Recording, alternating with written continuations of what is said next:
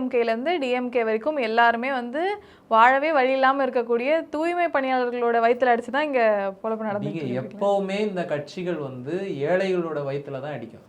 இந்த தூய்மை பணியாளர்கள் போராட்டத்தில் அதிகாரிகள் சொல்லக்கூடிய வார்த்தை என்னவா இருக்குன்னா, ஒருவேளை இந்த 2 மண்டலங்களை நாங்கள் தனியார் மயமாக்காமல் இவங்களுக்கு பணி நிரந்தரம் பண்ணிட்டோன்னா அது ஒரு முன்மாதிரியை உருவாக்கிடும்.